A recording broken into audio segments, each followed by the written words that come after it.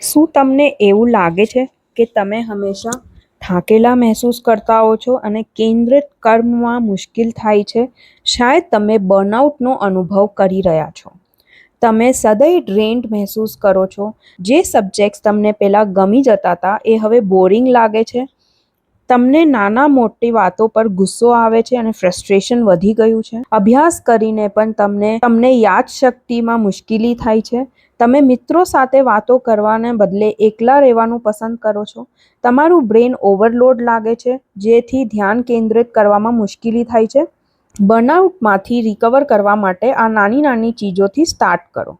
નાના બ્રેક્સ લો.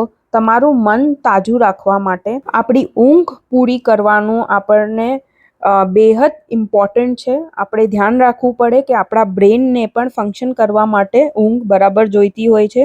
તમારા અભ્યાસના સેશન્સને નાના મેનેજેબલ ગોલ્સમાં વિભાગી દો. જો તમે ઓવરવેલ્મ મહેસૂસ કરતા હો તો કોઈ સાથે વાતો કરો. તમે એકલા નથી. આ બધા ઉપયોગોથી તમારું બર્નઆઉટ થોડુંક ઓવરકમ થઈ જશે. ફરી મારું ભણવાનું જે ધ્યાન છે એ એકત્રિત થઈ જશે.